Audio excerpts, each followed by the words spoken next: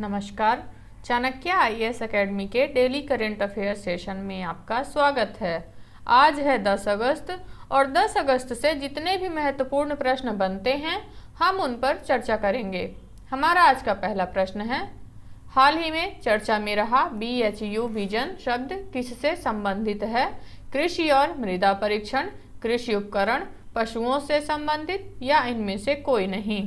तो BHU vision शब्द कृषि और मृदा परीक्षण से संबंधित है। भूविजन कृषि रास्ता मृदा परीक्षण प्रणाली के रूप में जाना जाता है। यह एक क्रांतिकारी IoT आधारित स्वचालित मृदा परीक्षण और कृषि विज्ञान सलाहकार मंच है, जिसे हाल ही में भारत में लॉन्च किया गया था। इसे ICAR, IIRR, भारतीय कृषि अनुसंधान परिषद, भारतीय चावल अनुसंधान संस्थान और कृषि तंत्र द्वारा संयुक्त रूप से विकसित किया गया है। भूविजन एक पोर्टेबल उपकरण है जिसे किसी भी स्थान पर ले जाया जा सकता है और न्यूनतम प्रशिक्षण के साथ कोई भी इसे संचालित कर सकता है। यह क्लाउड आधारित सर्वर और मोबाइल ऐप से जुड़ने के लिए IoT यानी इंटरनेट ऑफ थिंग्स तकनीक का उपयोग करता है। हमारा आज का अगला प्रश्न देखेंगे। हाल ही में भारतीय सेना ने अपने शस्त्रागार में किस नाम के एक नए रडार सिस्टम को शामिल किया है? विक्रांत, वीर माउंटेन, स्वाति माउंटेन या इसमें से कोई नहीं? तो अभी हाल ही में भारतीय सेना ने स्वाति माउंटेन नाम के एक नए रडार सिस्टम को अपने सेना में शामिल किया है। भारतीय सेना ने हाल ही में अपने शस्त्रागार में एक नया अतिरिक्त स्वाति माउंटेन शामिल किया है, जो स्वदेशी हथियार लोकेटिंग रडार का हल्का और अधिक कॉम्पैक्ट संस्करण है। बेंगलुरु में भारत इलेक्ट्रॉनिक्स लिमिटेड द्वारा विकसित यह उन्नत रडार प्रणाली विशेष रूप से चुनौतीपूर्ण इलाकों में सैन्य अभियानों को बढ़ाने में महत्वपूर्ण भूमिका निभाती है। स्वाति माउंटेन WLR एक उन्नत इलेक्ट्रॉनिक रूप से स्कैन किए गए चरणबद्ध सारणी रडार के रूप में खड़ा है, जिसमें पहाड़ी और उच्च ऊंचाई वाले क्षेत्रों के लिए विशेष विशेषताएं हैं। यह रडार प्रणाली स्वदेशी तकनीकी प्रगति का प्रमाण है, जो भारत की रक्षा क्षमताओं में महत्वपूर्ण योगदान देती है। हमारा आज का अगला प्रश्न देखेंगे। हाल ही में national institute of industrial engineering का भारत में कौन सा स्थान है? 20वां, 21वां, 25वां या 26वां? तो अभी हाल ही में आई रिपोर्ट के अनुसार national institute of industrial engineering का भारत में 21वां स्थान रहा है। संसद में चल रहे मानसून सत्र में IIM विधेयक 2023 पारित होने के बाद राष्ट्रीय औद्योगिक इंजीनियरिंग संस्थान का आधिकारिक तौर पर नाम बदलकर भारतीय प्रबंधन संस्थान मुंबई यानी IIM मुंबई कर दिया जाएगा। इसके साथ ही NITIE भारत का 21वां, IIM और IIM नागपुर के बाद महाराष्ट्र का दूसरा IIM बन गया है।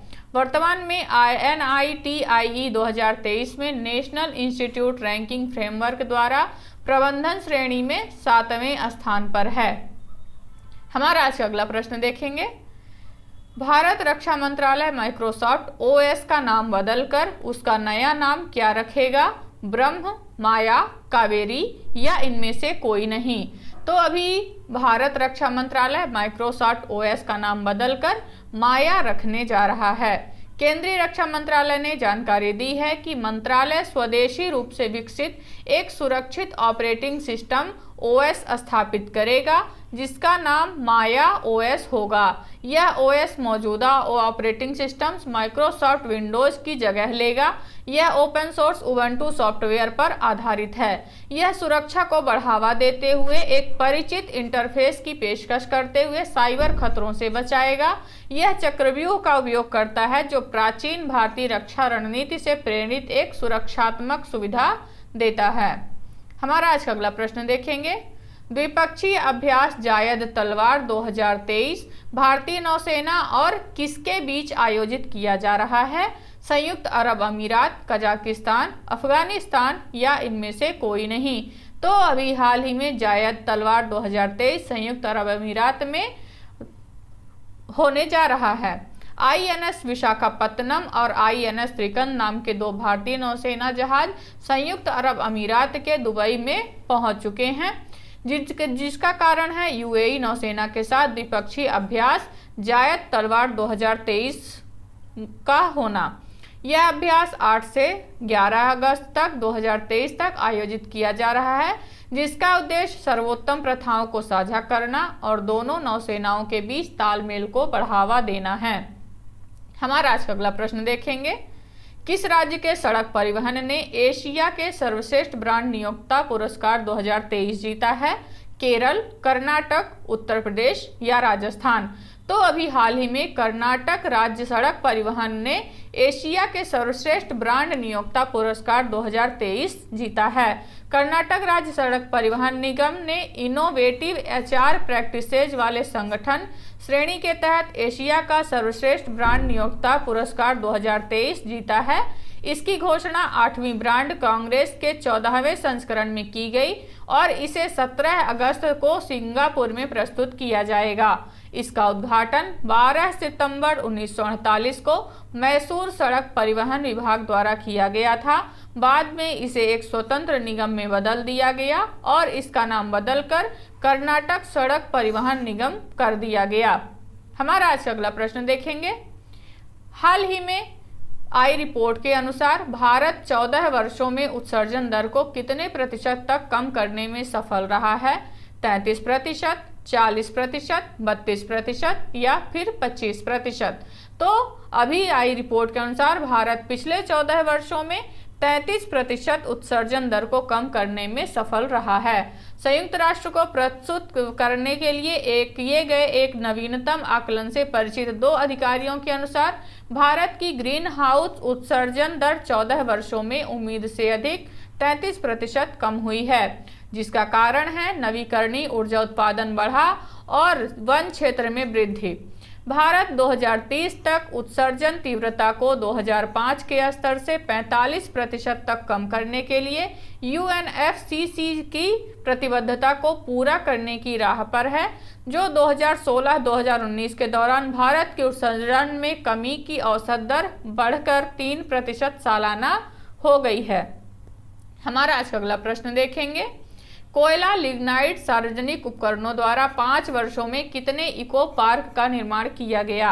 10, 15, 25 या फिर 30? तो अभी हाल ही में आई रिपोर्ट के अनुसार सार्वजनिक उपक्रमों द्वारा 5 वर्षों में 15 इको पार्क का निर्माण किया गया। कोयला मंत्री प्रहलाद जोशी ने लोकसभा में बताया, कोयला लिग्नाइट PSU ने पिछले 5 वर्षों के दौरान 15 इको पार्क स्थापित किए हैं। इसे कोयला लिग्नाइट PSU द्वारा आसपास के इलाकों के मनोरंजन उद्देश्यों के लिए विकसित किया गया था और इन इको पार्कों से अर्जित कोई भी राजस्व खनन क्षेत्रों के विकास पर खर्च नहीं किया जाता है। Kenapara eco park SECL Chhattisgarh खनन पर्यटन को बढ़ावा देने के लिए स्थानीय SHG द्वारा संचालित और रख रखाव किया जाता है। हमारा आज का अगला प्रश्न देखेंगे। क्वाड देशों का मालाबार संयुक्त अभ्यास कहां आयोजित किया जा रहा है? ऑस्ट्रेलिया, अमेरिका, जापान या इनमें से कोई नहीं? तो क्वाड देशों का संयुक्त मालाबार अभ्यास अभी हाल ही में ऑस्ट्रेलिया के पूर्वी तट में आयोजित किया जा रहा है। भारत, जापान, संयुक्त राज्य अमेरिका और ऑस्ट्रेलिया की समुद्री सेनाओं को शामिल करने वाली नौसेना अभ्यास की उत्सुकता से प्रतीक्षित मालाबार श्रृंखला ऑस्ट्रेलिया के पूर्वी तट पर शुरू होने वाली है।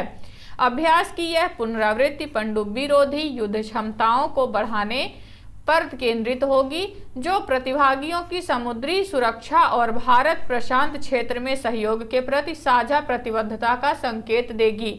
यह अभ्यास 1992 में भारत और संयुक्त राज्य अमेरिका के बीच द्विपक्षीय प्रयास के रूप में मालाबार तट पर शुरू हुआ था, जो 2007 में इस अभ्यास का विस्तार जापान, सिंगापुर और ऑस्ट्रेलिया को शामिल करने के लिए किया गया।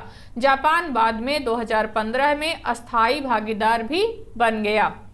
हमारा आज का अगला प्रश्न देखेंगे। हाल ही में किस देश ने मीडिया पर समलैंगिकता शब्द के इस्तेमाल पर प्रतिबंध लगाया है? इराक, इजराइल, सऊदी अरब या अफगानिस्तान? तो अभी हाल ही में इराक की सरकार ने अपने देश की मीडिया पर समलैंगिकता शब्द का इस्तेमाल करने पर प्रतिबंध लगा दिया है। इराक की मीडिया नियामक संस्था ने समलैंगिकता शब्द के इस्तेमाल पर प्रतिबंध लगाते हुए मीडिया और सोशल मीडिया दोनों संस्थाओं को इसके स्थान पर यौन विचलन शब्द का इस्तेमाल करने का निर्देश दिया है। यह निर्देश इराकी संचार और मीडिया आयोग द्वारा निर्दिष्ट देश के भीतर कार्यरत सभी मीडिया और सोशल मीडिया प्रतिष्ठानों को शामिल करता है।